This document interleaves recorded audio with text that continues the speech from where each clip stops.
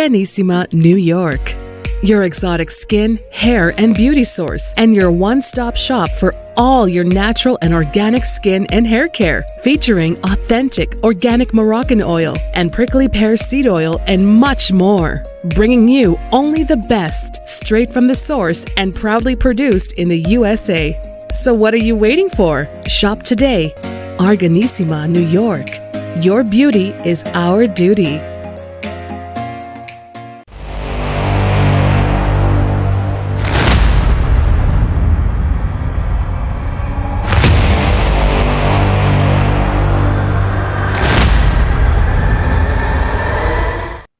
Folks, welcome back to the iHealth channel, iHealth Radio, with your host, Hurricane H. New day, new show. Interesting topic, great topic. We've alluded to it every now and then, but today I have an expert in this whole world of meditation. So that's the key word, meditation. We're going to pretty much talk about what the merits of it, how it works, the benefits, the types, and he has a special method as well. So we're going to talk about all that. And I do believe meditation is whatever form you do, it has some value to our life and well-being. We are in a health channel, of course, and a health radio. So that's all about health being and well-being and just being you and the best you can be. So without any further ado, I have with me my guest author. He is a poet. A lot of things. He's got some seriously amazing books that we're going to talk about as well. Blair Abee. Blair, welcome to the show. Thank you so much. I've been looking forward to this interview. Yeah, say likewise. It is intriguing because meditation can mean a lot to many. Yes.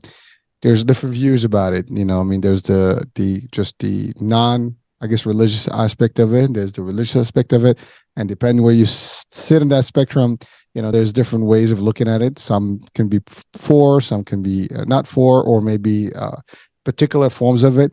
But we'll hopefully cover all that for our people, and and they get to make their own decision on how they would approach it. But before we go anywhere, I read about your story, and it is an interesting one, and it could happen to a lot of people. Actually, I've been to a degree in that same space. I didn't go extreme in the protocols, but I had some similarities, so I could relate to it. And probably people watching right now and listening, they can say, "Oh, damn, maybe this is me. Maybe there's something I could do about this." But so I'm being a little bit suspenseful. But so Blair, let's talk about Blair and the story behind where you are today and what got you into meditation. Okay. Well, meditation for me starts all the way back to, almost 46 years ago, when I moved from small town North Carolina to San Francisco. Culture shock, as you can imagine, but one that I welcomed. Within a year, I had begun taking a yoga class at an ashram in San Francisco, a 4-story Victorian house, and a ashram with a guy named Swami Satchidananda, who was the guru who introduced Woodstock.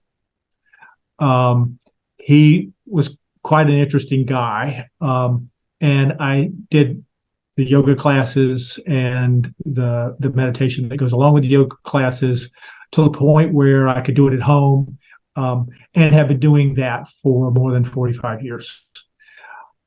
About it's almost 7 years ago now, my whole life took a turn from where I was headed. I had been a business consultant for a nationwide organization for about 20 years. Took a big promotion to go to San Diego, North Carolina at the time, and found myself in employee hell. I took a big promotion. I was an assistant state director, but my boss was a psychopath. It's the best word that I can use for somebody who was abusing employees, absconding with money, running the program into the ground, but had a great smoke and mirrors way about her, so that the people who were supposed to be overseeing her and supervising her were not. Within a year, I just could not deal with it anymore. And so I decided to go to the folks up above us, the authorities, and let them know what was going on. Felt like the right thing to do.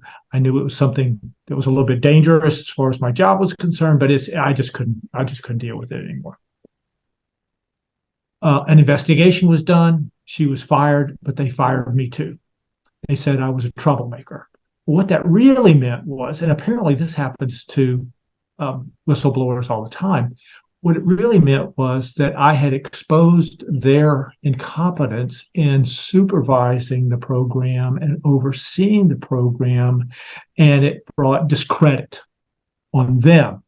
And as a result, then I was a troublemaker. Well, after 25 years of doing this in a career trajectory that was headed upwards, that was devastating. I mean, my whole career, my life, my income, all came to a screeching halt.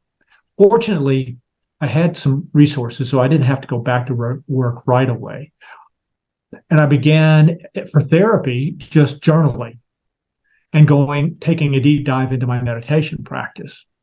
And after about 150,000 words of journaling, I realized that I had material that could be developed into books and that could be shared with others. The other interesting thing that happened at that time, Hurricane, was that I had an experience of what I call soul contact. Soul contact. All of us have souls. All of us have a higher self, if you will, in my opinion, my experience. Most people kind of think of that as being the case, but many people have never had direct contact with that part of themselves. They think that's just maybe an angel looking over them or something, a protector. But it really is a higher part of yourself, a higher consciousness part of yourself.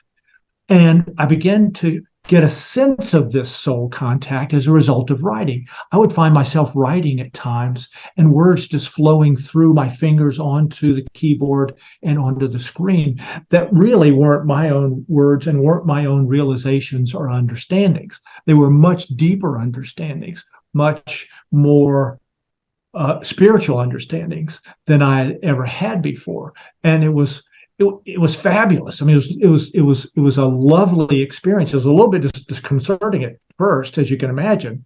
On the one hand, on the other hand, I welcomed it, and I realized as a result of that experience that all of us have souls. That all of us have souls who want to be involved in our lives and are, at least to a degree. Even if we're not aware of that, even if we've not acknowledged that or let that in. But if what we do is through some means, and meditation, to my way of thinking, is the most direct path in there. If we begin to have that experience of soul contact, our soul responds immediately. It wants to be involved in our lives. It wants to be involved directly in our lives to the point where we can have conversations with it, whether it's on the tippy typing on the computer, and it's called, you hear the term still small voice. It's that still small voice that comes in the quiet of meditation if you allow it to and if you invite it in. So that was my experience of having soul contact, and that's one of the things that I talk about a lot in my books and in my writings, my blog posts, and so forth, as an experience that we all can have, and that in fact I think it's one of the most monumental experiences that any human can have in a human lifetime. Now, I believe in reincarnation. I believe that we come here, we learn it. uh, lessons, we have experiences, we grow, and then we leave this place and go back. And a lot of times we don't have that direct contact with spirit or with higher consciousness. And we come back again, and maybe we're determined next time we will. But when you get here, you get hypnotized into three-dimensional reality. You know what I mean? It's like your parents, your spiritual leaders, your teachers, everybody has the same message for you. Work hard, learn as much as you can. You can be all you want to be. In some cases, they'll say that.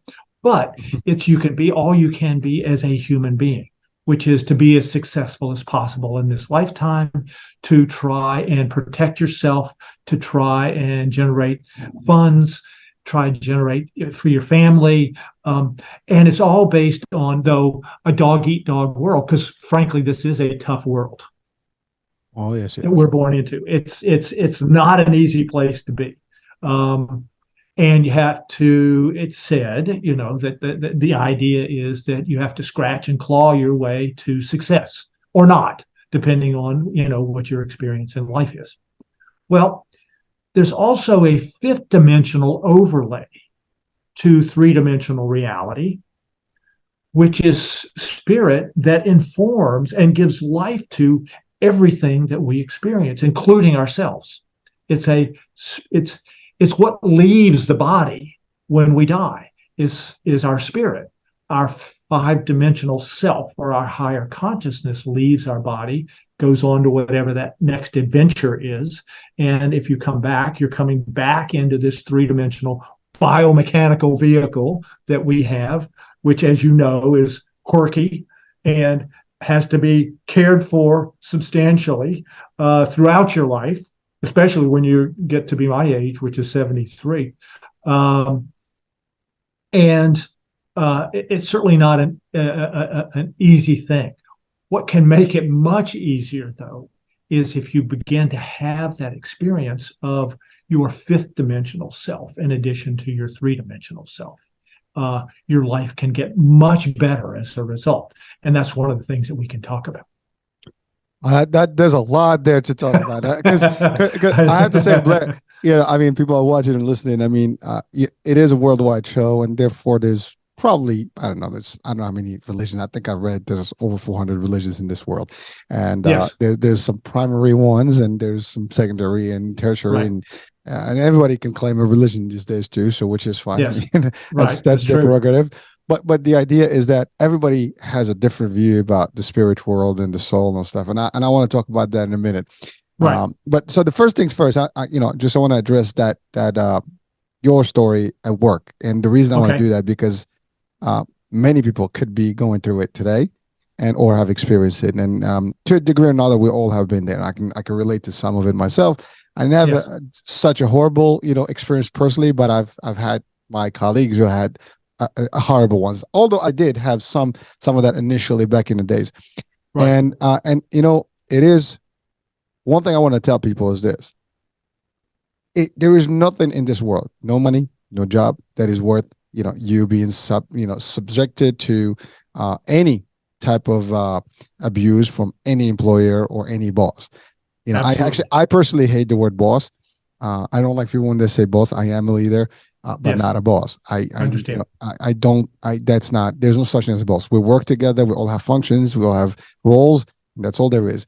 And, you don't boss people around. You work with people, and you work for them rather than they work for you, if anything, if you are at a higher level. But you're right. There are people that have that, they're so mean to people, and because that's how they just whip, everybody, and you got to do this or else, and they threaten people, and you have no comfort in working.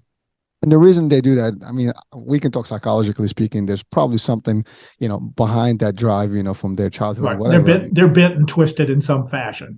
Exactly. And again, you feel bad for them, but that's another discussion. We can talk about it that way. But I mean, we've had actually shows about, some of that. But the concept that I want to bring to the audience is that if you let it happen, it will get you to a point, and that point can be bad for you, for your health. Yes. And it could destroy you. You can move, yes, and that's the other thing where you just said something key, that this world is a three-dimensional. We all have these, formatted, systems that you have to come in. You got to do a career path, boom, boom, boom, work, and so it's almost like a template, level for Yes, all of us. that's right. And know that you have options, folks. You do not have to be stuck in any place. If someone disrespects you, I don't care who they are. They're not supposed to, and you shouldn't accept it. On the other side, what you shared with us is that you were vocal about it. You voiced it. You went and spoke about it because it was the right thing to do.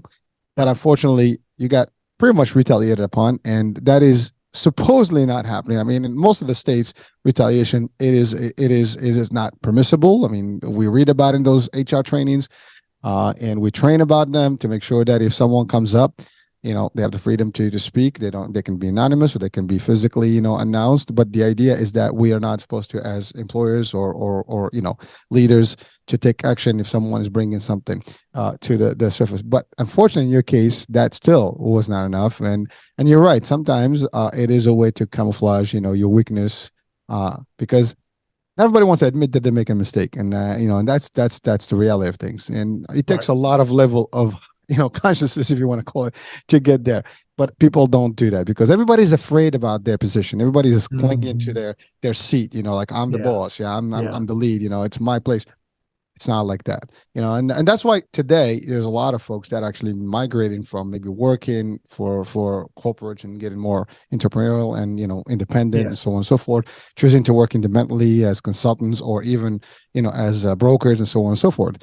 So there is that, but the idea is your experience, it is traumatizing, and many people wake up, and we hear this all the time.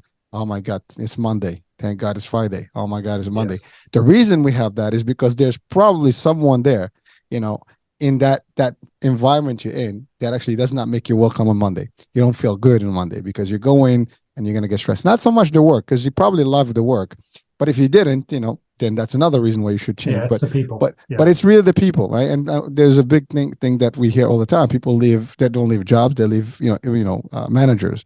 Because these are the ones that your supervisor is the person that's going to make it, sometimes it's your peers too, but your peers you can deal with. Your managers have the authority over you, and sometimes they can, manipulate it. And some of these folks, they have, to your point, a good imagery. They got a good facade to the upper level, so they manage well up, and then, it's like, they have two faces, here is an angel face type, and here is a devil's face type, and they turn and it's like, it's crazy, right? Like, how you doing, sweetie? And then they turn here like, wow, they growl. So, and I'm just giving a visual effect there, but the guys, it is a tough place to be. And again, this is just a quick note because it did drive you towards the right, path. At least for you, you found yourself, in this next stage of your life. But some people can get lost, differently, and and it not everybody bounces back well. That's the other thing, right? You said you had some resources. Not everybody has the resources. Yeah, you fall into that. You have the right to speak up, and you can make the noise. But again, if you live in this world and you're in corporate, there's laws that I guess manage that kind of world, and many states are at will. They don't have to tell you the reason. I mean, in your case, they did tell you you're a troublemaker. They don't even, and by the way, that's not a protected category. So you're a troublemaker. That's right. I determined that, I think you're in trouble. You're a trouble one. I can tell you that, and there's nothing you can do. You can't sue me. You can't, go after me, legally. So these are the things. If it's not discrimination, harassment, and some of these religious or other type of categories, you're not going to be able to fight the battle there, and then you lose. So that's just how it is. Now, again, I'm saying I'm in a leadership role, but I believe in doing it right and believe in treating everybody equally the way I want to be treated.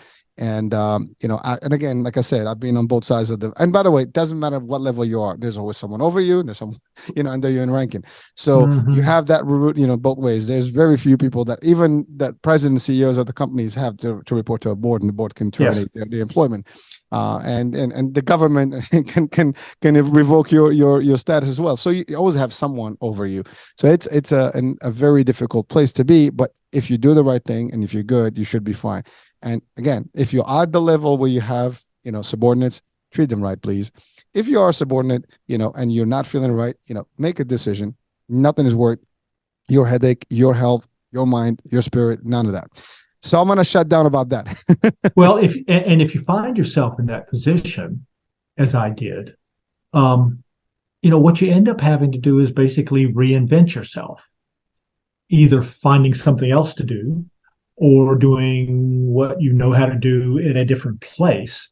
But it requires that you kind of dig deep and find something else to do. In my case, I dug deep, and it was almost as if, as I look back on it, my soul wanted me to go off in a different direction. That it was time to stop doing what I was doing and was time to start doing something else. I had no idea that I would end up being an author. I had no idea that I would be sitting here talking to you because I've never done either authoring or podcasting, before. But in a way, I almost look back on it as with a little bit of a thank you to those people that were involved that I was really unhappy with, for kind of pushing me in a different direction. And like I said, I think it was my higher consciousness that really wanted me to go and do what I'm doing now. So that was, I listened to that, and I think that's part of a better way to react to a situation like that is to take a pause, to realize that maybe this is the best thing that could have happened, even though it doesn't seem like it. And what are the opportunities for something better? Well, Blair, thank you, and that is a big point because, first of all, I love what you said. In a way, you were thankful for to a degree, because that was what was the drive behind, where you are today.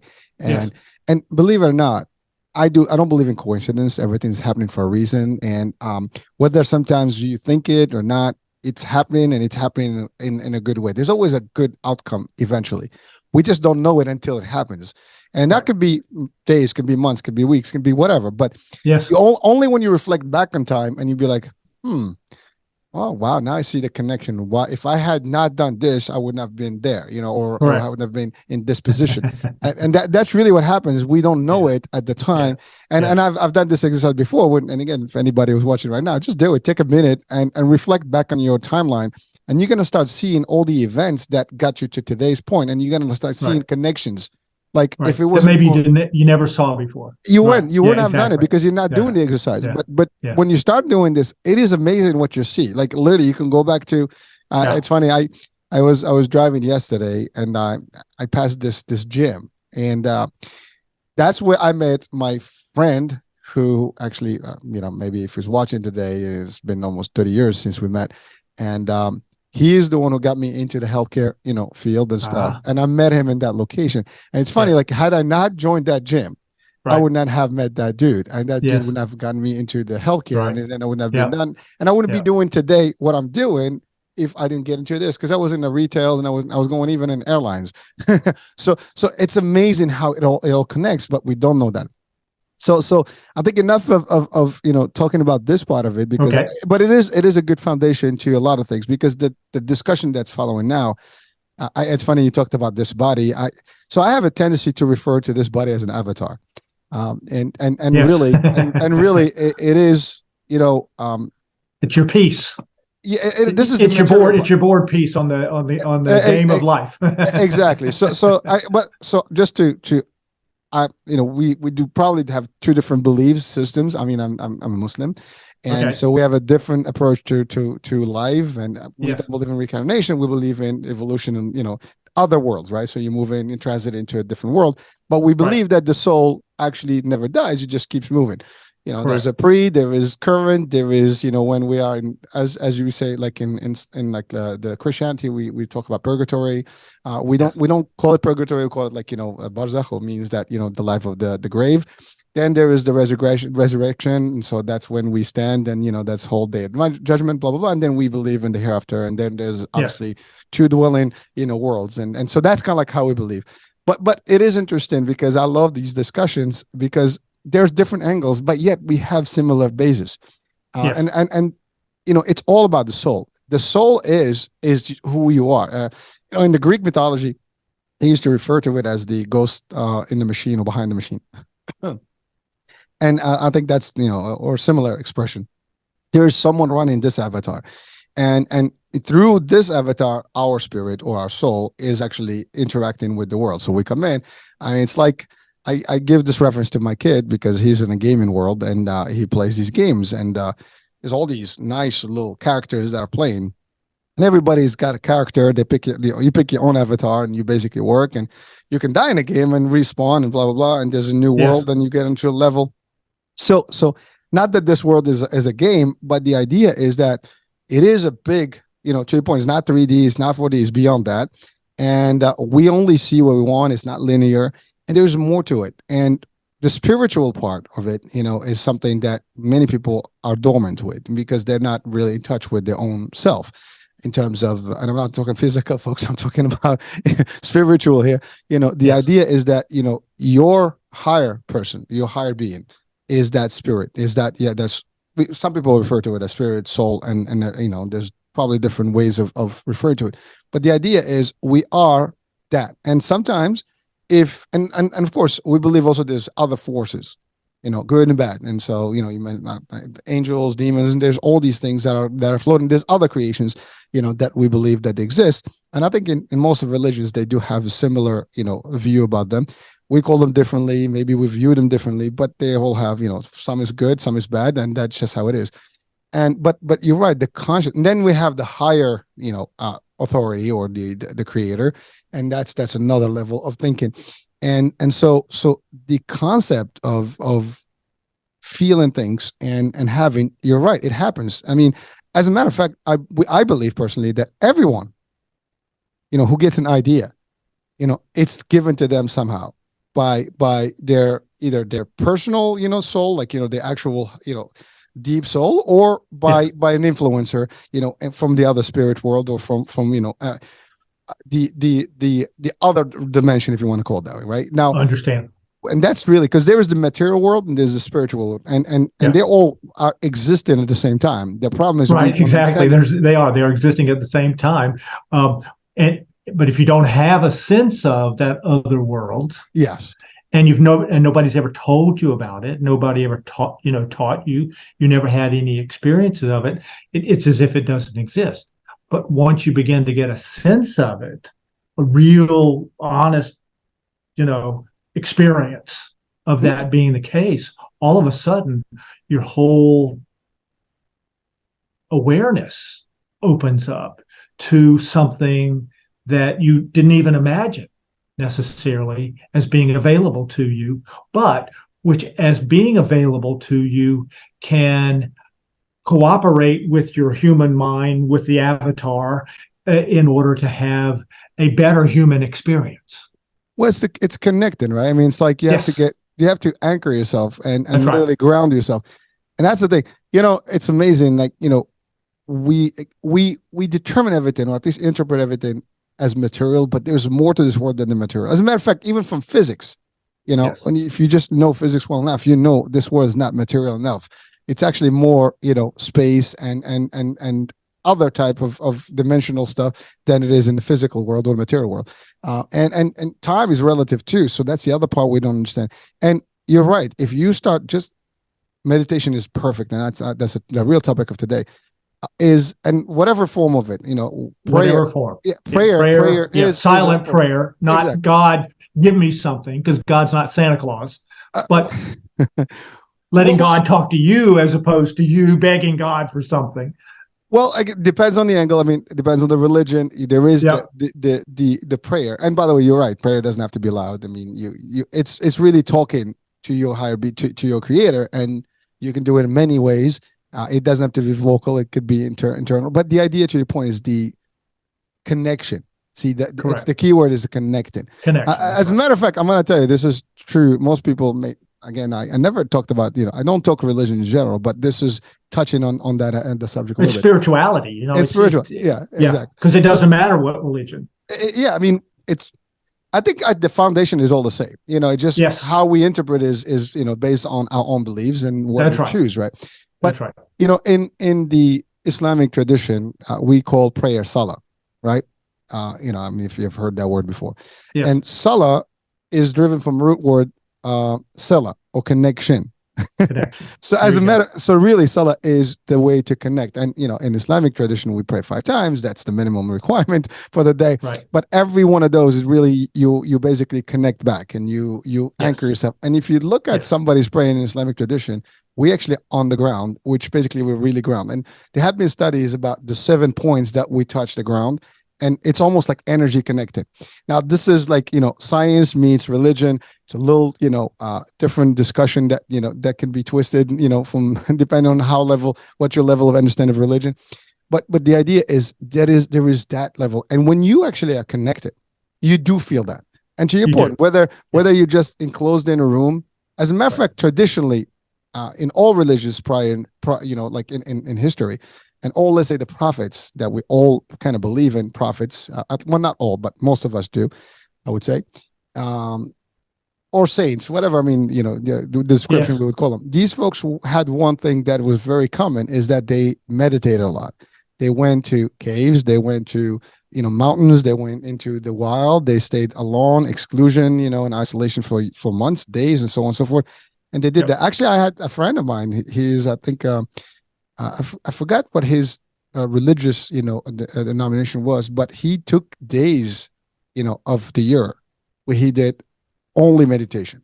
Days. Yes. I mean, I think he was Chinese, but I'm not sure what part of the religion he was specifically. But they would to take these sabbaticals, once a year, and they just really just do deep meditation. And it gets them in touch with their own, world, and whatever, how you want to describe it. And it's a different thing. Same thing, I'm going to give you another example. We just, Ramadan is our holy month, for our, religion. Just finished about 10 days ago, I think, just about 10 days. Yeah. And in that whole month, we do a lot of what we would call, deep night prayers. And it's really that you don't really interact with people, for the most part. You have an hour, 2 hours, 3 hours to yourself. And what you do is just, you're really anchored, you're Right. the world doesn't exist at that moment. You're just doing your thing, and you're connecting. And in that moment, the connection is so deep, it's not even funny. And anyone who tries that, and by the way, Muslim or not Muslim, if you do that in a night by yourself and get up deep in the night and do your own whatever form of worship or spiritual meditation, you will feel different. Period. Right. Now, it is a different understanding, and only people who have attempted to do it will realize what it does and how it feels, and what it's a changeable moment for you when the energy level is also different. Your demeanor, you're more able to absorb things. You're different. Well, all of the master teachers, Muhammad, Jesus, Lao Tzu, Buddha, all of them said the same thing, which is the kingdom of heaven is inside of you, if you take some time to get in touch with that. And that's exactly what you're talking about, is getting in touch with that, or making that connection. Now, you can do it, as you said, in a lot of different ways. Meditation, the beauty of meditation or silent prayer is I think, one of the most direct routes there, because it gets the three-dimensional mind that's chatter all the time. What's going to happen tomorrow? What happened yesterday? And put you into the moment where you have an experiential experience that's always there. It's just that we don't quieten down enough. We don't do prayer like Ramadan. We don't do the 5. I mean, I do 5 times a day, but it's not the same as what you do. It's just I take 5 or sometimes 10 times a day to just say to myself, peace, be still, and to have a momentary experience of my higher self, or my higher consciousness, or my connection to the universe, or my connection to God, my connection to my soul. So, I mean, it's interesting because I think our master teachers were really trying to say, I've had this experience of awareness, of consciousness. I've done the work internally. I've had direct experience with God. the all, whatever you want to call it. And they were pointing us in that same direction, saying, and you can have that too. I'm not somebody to put up on a pedestal. I'm not somebody to say only this person, was the only one.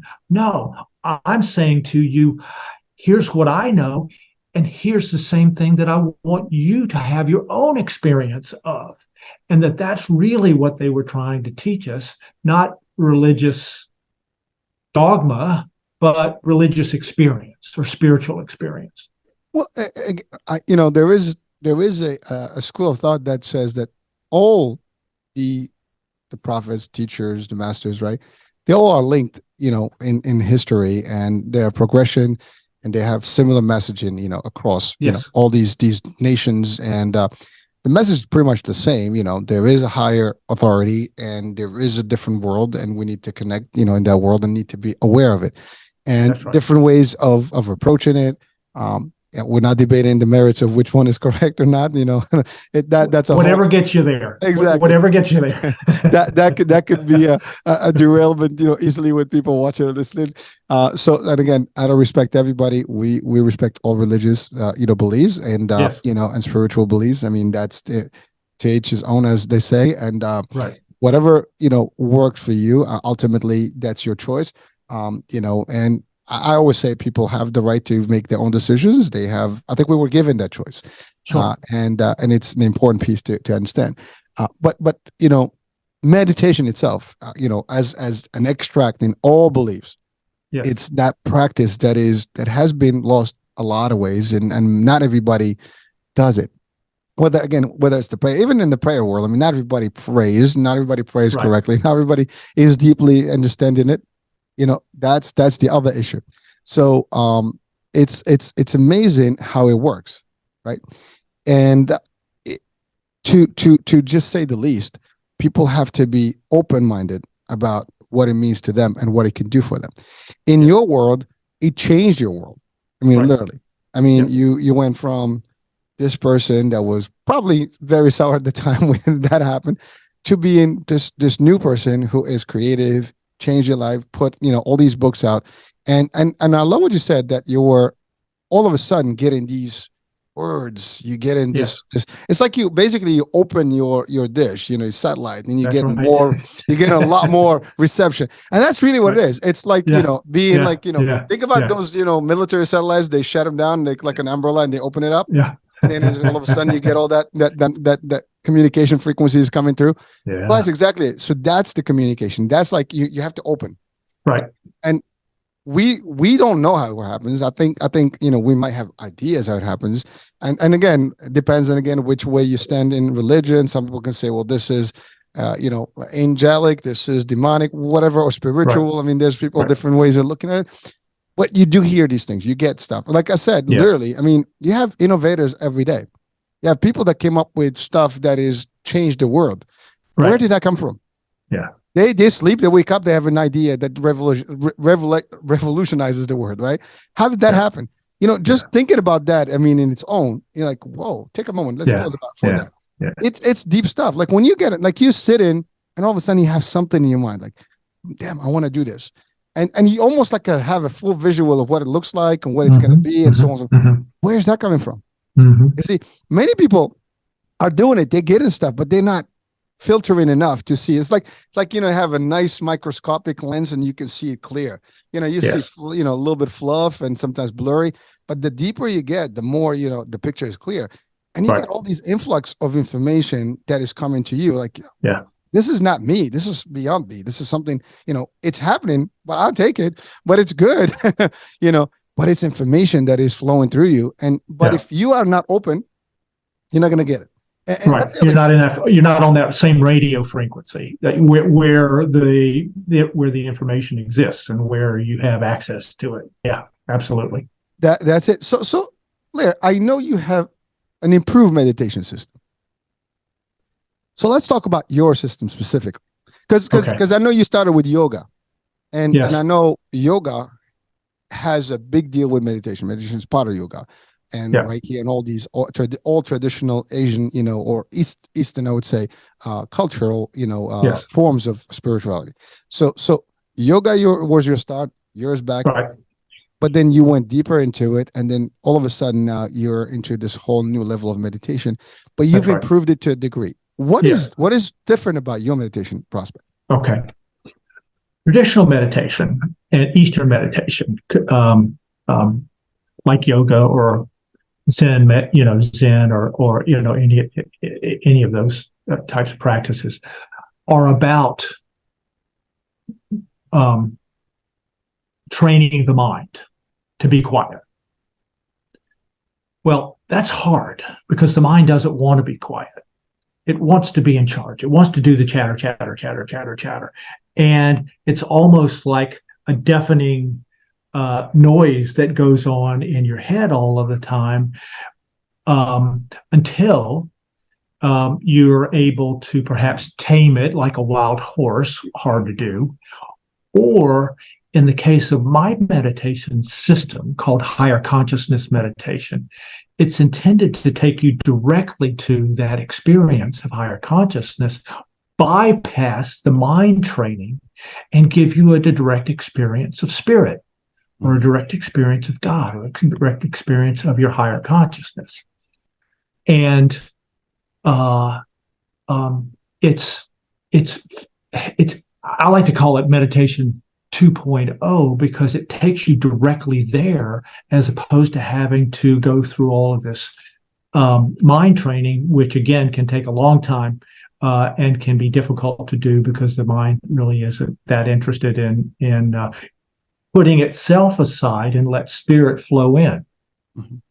So that's the real difference. Is the outcome is that you begin to have a direct experience of your higher consciousness. You begin to have a direct experience of your mind just naturally quieting down, because you're much more interested in what else is going on, which is that direct experience of spirit, or direct experience of higher consciousness.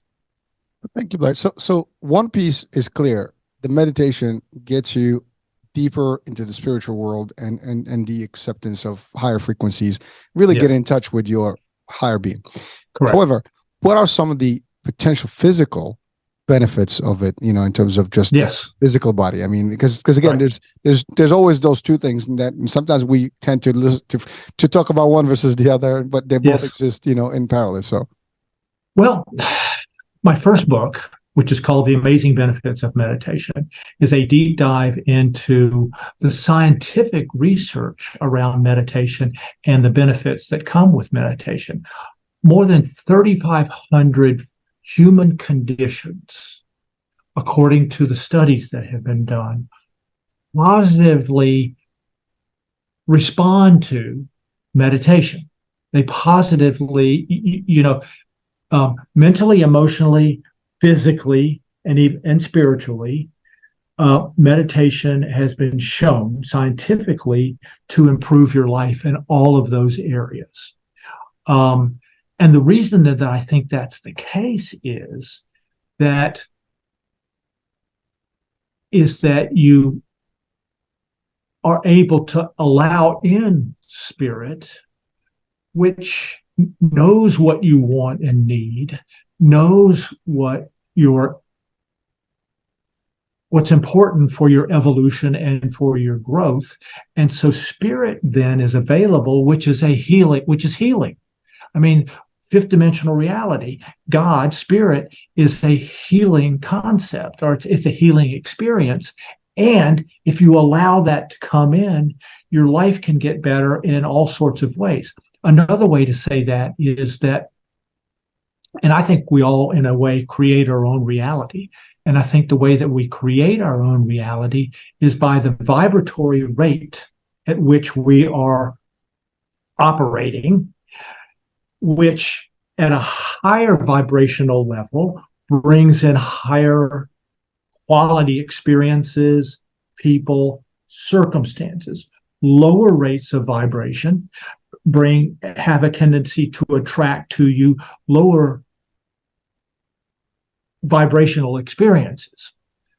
So if you're raising your vibration, you're more likely to attract positive things. If you're down in the lower areas of vibrational frequency, fear, hate, um, uh, and all of those kinds of experience, depression, stress, that tends to cut you off from higher experiences. And the experiences that come to you are in the same frequency level as what you're putting out there. So you put it out there, it comes back. You put it out there, it comes back. As you become more spiritual, as you rise up in consciousness, you have a higher frequency of vibrational level, and that's what attracts to you uh, greater good. Um, um, and your life gets better. And Cause and effect. I love it. It's important. What you said is that it's not only benefiting you physically, but also Yes. mentally. I mean, so Yes. because that's the other thing. Like, we talked the spirit part, but really, you said it, depression, all those, anxiety, all these things are gone. Right. And many people, when you meditate and you really take that Zen moment and you just USA and you take your deep dive, you tend to calm down. None of that stuff is phasing you. You don't get phased by things, right? You're Right. like, you have a different approach to things. And that in itself, it's you can call it miraculous, but it's very powerful, outcomes. Because I think if everybody could control, we don't control people, we don't control the environment, but we control our influx, and connection with the world. Right. And our responses. Exactly. And you're much more able to respond well if you're in a calm state of mind than if you're in an agitated state of mind. That would listen. I can tell you. It's funny because I've been in martial arts and all my life since I was 9, and one thing that we've always done is meditation. Part of it, like the deep dive, what we call, like we just close your eyes and take a few minutes to just kind of get a sense of everything. And actually, believe it or not, there's a level of training where you do it like blindfolded, where you can just kind of feel everything around you as opposed to see the world around you. Isn't that amazing? And believe it or not, I can tell you this, honest to God, I did in one of my tests, there was a part of it where I had to be blindfolded. And the technique I pulled when looked at it on video was much better when I did it, blindfolded than actually did it without. Don't ask me how, because and I still know why personally how it happened, because you're not seeing, so you're feeling everything and you're in touch with everything. So when you move, you're not taking chances, you're not expecting, you just know that you need to be moved from that situation. And it flew. So I mean, the flow of that whole test part was like, wow. Did I do that? I was like, literally, I was amazing. It was funny because I looked, I was like, wow, but it just felt differently. And it's hard to describe it. People can probably laugh right now and listen to me, but if you haven't not tried that, try it. And I do it even now. I mean, I have a bag and I close my eyes and I just work with the bag, and and actually it's one that the bags is moving, so I just push it in the air and try to feel it. And for the most part, I don't get hit by it. I move around it. but it's just you get that sense. You have to develop that sense, and but it's part of it. It's really an important thing. And the reason I mentioned martial arts is that one of the teachings of martial arts, which is again very similar, it's very ancient arts and Eastern based. The idea is that you don't fight as much as people think in martial arts. You can fight, but the learning is really not to fight, is to actually avoid fighting if you can. It's really just like, I mean, all these arts, they teach you to be ready, but how to control it. Control is the biggest part about it. You have to be in control all the time. You can't be like, to your point, making hasty decisions, like I'm angry, you don't even know what you're doing. Yeah, adrenaline's rushing, you're just moving. Yes. When you're in control, it's like, think about I don't know if you've seen the flies, right? They can see someone coming through them in a slow-mo. They have, literally, that's why you can't really grab, hit a fly unless you have a swatter, because that kind of plays, a trick on them, the eyes. But the idea is like you're literally slow motion coming into a fly. And when you are at that level, you can literally see moving slow. You are like, oh, cool, I can see this happening. But when you're agitated, you don't see it happen. No, you're like, that's right. And watch professors hire, ranking, martial artists. You can come as fast as you want. They just kind of move slow and they just kind of just move you around. You're like, what the hell just happened here? Like, I'm like, yeah, I got this. That's the part. It's a higher level of training, and you don't get to that point by not practicing it. It's practice, and it's all the above. And meditation is a huge part of that. And being like really balanced, central.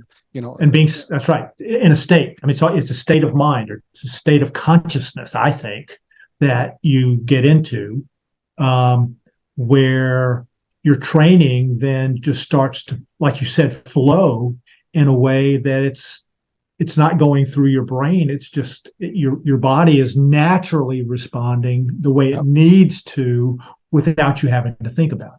Yeah, and that's the thing. Like you would see it happening before it's happening. As a matter of fact, the higher you are in the arts, you can like if you stand in front of someone, you start seeing the different potential aspects of any attack. If they're gonna move on you, there are a couple of them, how they're gonna do, and what you're gonna do if they do this. And it's happening at a fast rate in your mind. It's like almost you visualize the whole fight before it ended. You've seen this in movies, folks. You probably think it's far-fetched. It's not far-fetched. It is as real as it gets.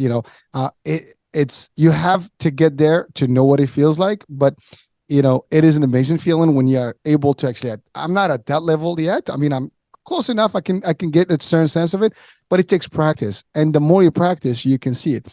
But again, it's that I mean, again, I'm telling you, some tests we had were in the dark.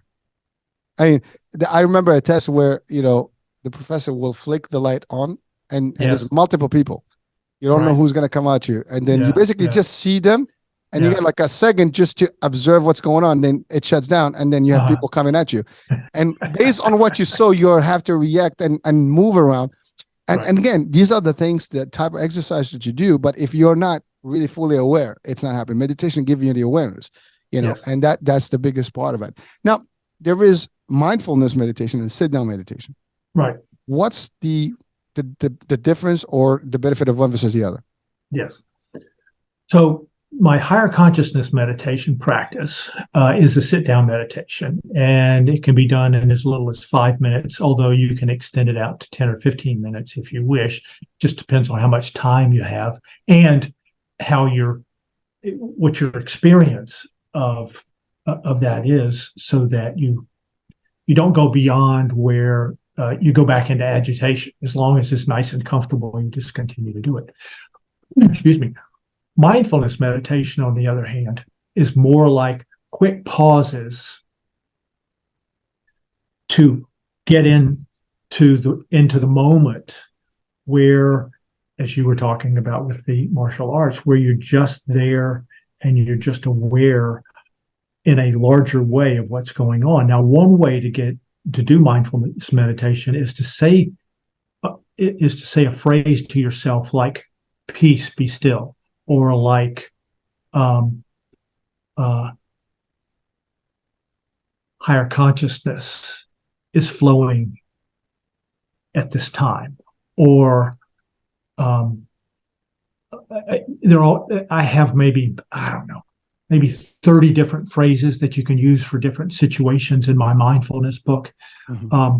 And so those are things that you can do during the day after you do the morning meditation, perhaps the evening meditation. Then you also have these mindfulness practices that will allow you to just kind of, for a moment, just kind of click in and calm yourself down and be in that space and kind of get into that state of consciousness, even for just a moment. So that's the difference between the two. I use both of them because both of them are helpful in different ways. But the combination of the two is really powerful. Is there a specific environment that you require for either one? No, I mean, you can if you're doing the sit down meditation, it's probably best to do that. I mean, you can do it in bed, you can do it sitting up. It's probably best to do it at a quiet moment in the very beginning of your day and right at the end of the day. But as far as mindfulness is concerned, it's whenever and however, and you can do it in an instant, and nobody else needs to know. It's just like you just relax into and just be. Just be. I thought you froze there for a minute. Just be. Just That was funny. So that's the difference between the two, and I use both because they are used well in combination. Well, thank you. And the reason I actually asked for that is because Yes, some people can say, well, I don't have the time to do this. I'm doesn't take working, for just an instant. Exactly. So you could be at your desk literally and just kind of take Yes. a pause and just, yeah, I mean, you can close your eyes, you can do it without closing your eyes. You can just kind of Right. focus on some element. And I mean, and I had a show about hypnotherapy and hypnosis, and it is in the same realm. I mean, there's all connections here, and Right. it is a different way of doing things, and it does help at any level. I mean, just Yep. taking a moment to yourself will help. Breathing will help, and then that's the other thing. I think breathe. So, what's the importance of breathing with meditation? Just from your expertise. Understand. I like to talk about or think about breathing as being either just a normal human breath, which you're not very aware of, or a sacred breath where you breathe in and breathe out, and breathe in for two seconds and breathe out for 4 seconds is the best sort of combination. But it's a taking of a sacred breath as opposed to just the normal breath that you're not aware of. So it's a breathing with awareness, I guess, is the best way to talk about it. And you have to remember to do it. And that's the key to it, is just remembering to remember. And there are triggers. It's like a lot of times when I go in and out of a door, I'll use that as a trigger to remember to just take a breath. So there are little things that you can do like that, or when you go to the bathroom, it's a opportunity. I mean, you're by yourself and so forth, to just take a breath and use that as a trigger. It's an odd thing to use as a trigger, but it's just a trigger to take a breath in order to get yourself, for even an instant, into a state of higher awareness. Well, it's amazing because when doing the hypnosis and different shows, discussions about it, there is suggestive things that you do to trigger a state of hypnosis. And basically what it does, it kind of triggers your subconscious to actually remember that particular, and those triggers that you mentioned are those suggestions. Basically, the minute you know that whenever you go here, you're going to do it. And in time, your subconscious is automatic. You're there and you just take a deep breath because you already kind of hypnotize yourself to it. And exactly. There you go. That's really self-hypnosis, in a way it is. Yeah. And but that's, I mean, it's amazing. Like, right now we've talked religion, we've talked business, we've talked meditation, but it's all connected. Hypnosis, martial arts. When you start looking at the world, and it's funny, you said something about the world itself, like how we are, you create your own reality. It is not far-fetched. As a matter of fact, I have a description about it. It's very simple.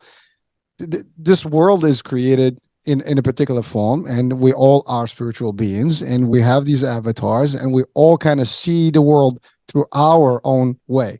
Meaning, so it's our experience that makes the world, the interaction and stuff. And so we are interacting. It's right now you're watching me through your own experience. I'm watching you through my own experience. And we are kind of connected in this space called world. I mean, it is a sci-fi kind of version of things. For most people, like, you're crazy. I'm not crazy, but I'm just trying to break it down in terms of more of like something that we can relate to a little bit, from just a scientific way or non-scientific way, if you want to call it that way. But the idea is that if you think about it that way, you'll realize like, whoa, okay, it's because your experiences are yours. As a matter of fact, even we have one thing that we can even define is that many people look at someone and say like, well, he isn't looking good. He doesn't look good. She looks good. She doesn't look good. And you interpret things, and we both can look at the same thing and see it differently. We're looking at the same thing, but we're seeing it differently. Right. And, even color, what I'm seeing, is not necessarily what you're seeing. And so that's how we work in this world. So it's very unique, and you can manifest certain things based on your own reality, and you can drive some things yourself, and it's, yes, from a religious aspect of it, from an ordained, from a prescribed things.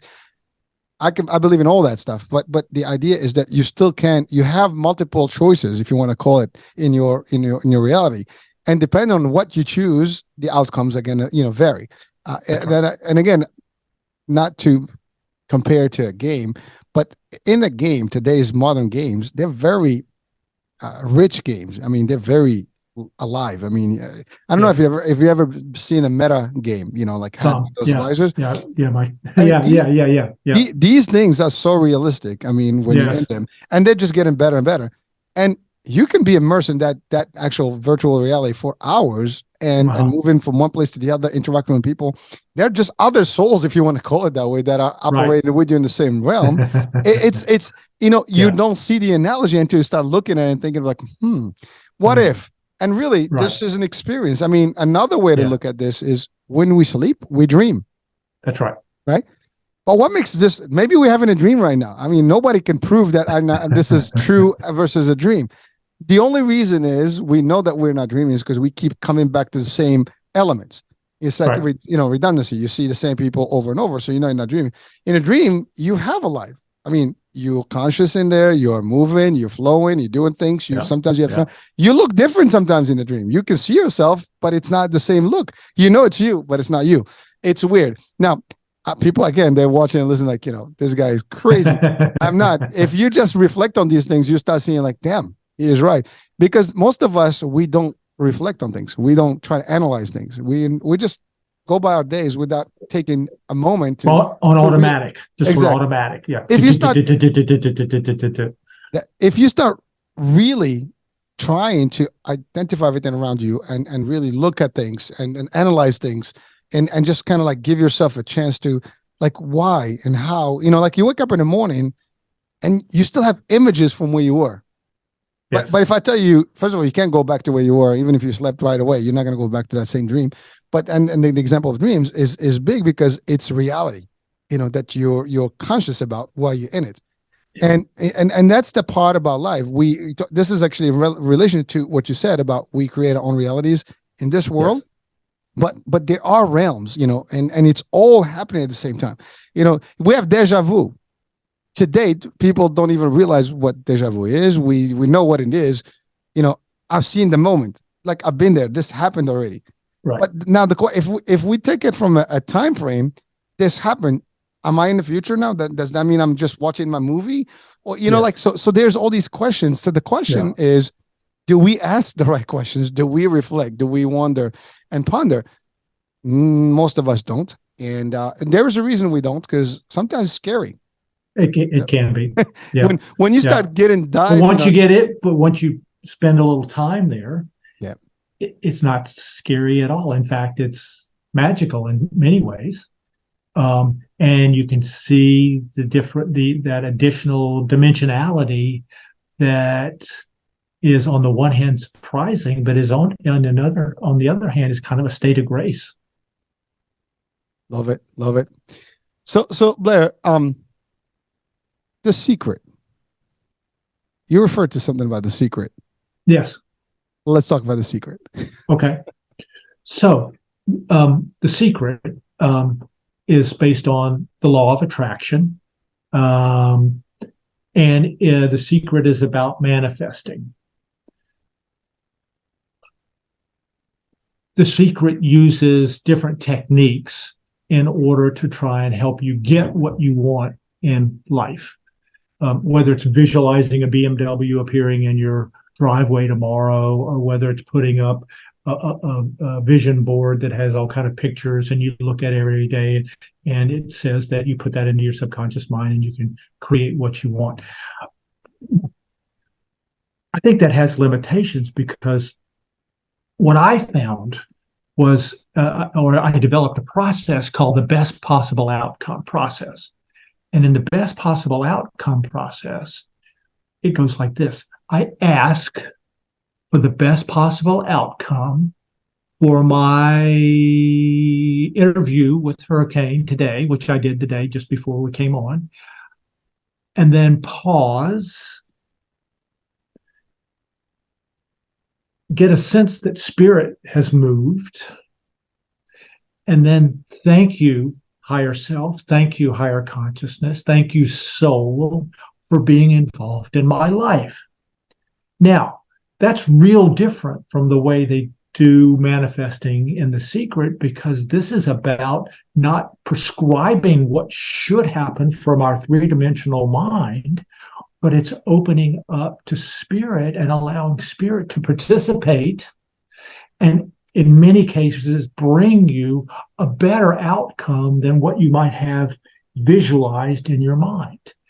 So it's asking for the best possible outcome for everybody involved, if you want to see it from that perspective, about something in general for my transportation needs,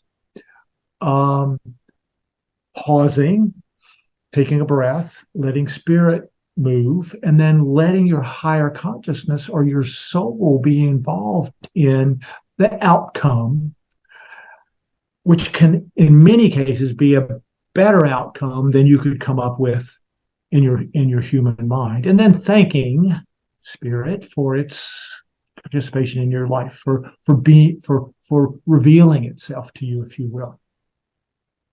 So you can see how that's kind of a different approach to it. It's kind of like not saying to God, if you'll do this for me, I'll do that for you, sort of like Santa Claus or like a bargain, but instead use me. Instead, move through me. Instead, be involved in my life, and I'll turn it over and trust that, as opposed to I've got to have it this way. So Blair, you mentioned thank you a couple of times. Yes. So what is the part of gratitude in there? Gratitude is kind of like what we were talking about a while ago. When you're thankful about something, when you're grateful about something, your vibration lifts. You can't be grateful about something and be in an angry state of mind. It requires, again, opening up to awareness, opening up to higher consciousness, and being grateful for anything and everything. One of the things that I do in the morning sometimes is I'm making breakfast, and all of a sudden I find myself being grateful for the supply chain that brought everything to my counter today for breakfast. I didn't have to go out and hunt it. I didn't and kill it. I didn't have to go out and hunt and gather. It's kind of, so I'm thankful for everything and everybody that was involved in the assembly of this bowl of cereal that I happen to be about to consume. So you just feel good when you are in a moment of gratefulness. So it's just another way to tap into consciousness. There's nothing like being grateful. That's another way to attract things to you. If you're grateful about things want to be in your presence. I know that sounds weird. We can just test it from, at least from the human perspective. You're grateful to people, well, not all of them, but most of the people will be, grateful back, and appreciate your being grateful to them. But you're right. A great example with animals, it's amazing. If you do good by them, they'll be there for you. Like, dogs, cats, animals, they're like, unconditional love. They don't, exactly. They're there for you. They'll fight. They'll die for you if they have to. And it's amazing because they're just pure. And there's to your point. Those are the living ones that we can reflect on. But you're right. When you're grateful, things just manifest. Things happen. Yeah. And sometimes that's the thing. There are very much items in our lives, things that happen in our lives that we probably, if we start asking the question and deep diving into like, damn, how is that happening? See, that's the thing about reflecting. The more you reflect, the more you start to see the world differently. It's like, it just like it's opening up, and like you start seeing it like from a 4D, fifth dimensional state as opposed to like a 2D. We pretty much, most of us live in a 2D world. This is a lot more, maybe more of an 8D. but really, you don't see it until you start, asking questions and looking. You look at the space. I mean, at night you walk out and you look at everything, around you. Like, Yeah. wow. If you take a plane and you look out of the window of that plane, you'd be like, damn, where are all the humans? I mean, you don't see humans when you're actually at 36,000 feet up there, right? Right. It's amazing. And so start asking questions about who you are, what you hear, what's your purpose, and Right. and again, and opening up to the answer. You ask the questions and then you open up to the answer, and the answer may be coming to you then from the fifth dimensional reality as opposed to three-dimensional reality. It would. Your higher mind rather than your human mind, and it's easy but limited answers to questions. Well, you're right, but you got to start somewhere. You got to start somewhere, anywhere. Start anywhere. Exactly. Start in a moment of just pausing and just being quiet for a minute. Yeah, and here's a good part. I mean, we've had a show right now. We're just about over the hour, but we've got a lot of grounds, and we come from two different, literally, schools of thoughts, and we can still come to a common ground that there are similarities, there are things that are shared across, and that's the beauty of things, right? Right. I'm not forcing my way on you. You're not forcing your way on me, but we're sharing values, or at least ideology, that anyone can take what we talked about, dissect it, look into it, and take what's working for you. And guarantee you, if you did that exercise, you will come up to your own conclusions and your own way of doing things, and your own path, because everybody has their own path. Exactly. And it's funny. You will not look back. You'll just have a new you, and then that's it. And so we owe it to ourselves sometimes to deep dive and into like some of the more difficult discussion topics, or more higher realm of you, if you want to call it that way, because this is not your day-to-day discussion. No. It gets a little touchy, and people get a little sensitive, but we try to keep it as smooth as not rough around the edges, right, as easy to absorb. It's not a difficult discussion. Yes, you might, based on your opinion, if watching and listening, you might think like we're one way or the other off, but that's because you haven't explored it clear enough. But if you do, it's a big spectrum, and you can go from one end to the other, and at the end of the day, we all fall into one piece of it or not, and whatever kind of works for you, ideally that's where you want to be. It's like you got to find your frequency, if you want to call it that way. And is there a frequency better than another? That's up to you to decide. But everybody has their own. I mean, for example, if you ask me, will I change the way I do things? No, I'm comfortable where I am. You are comfortable where you are, and that's the thing. You get to your comfort zone, and you're there. You're good. There's nothing, and nobody's going to shift you from it, and you'll be comfortable. And so again, the key here is you're working towards things that are going to help you in your day-to-day life, mentally, physically, and spiritually. You have all those three things that will be aligned correctly, and your lives are going to be different because you're not seeing it from the same lens as most of the people that are not there yet. And so that's you just become different, and there's nothing wrong with, and we're all different by default. It's just a matter of like really tuning in, really to your own frequency there. And that's all I have to say. Now you have 5 books, right? Currently? Yeah, actually total of 6 at this point, over at Amazon Books on meditation, mindfulness, manifestation.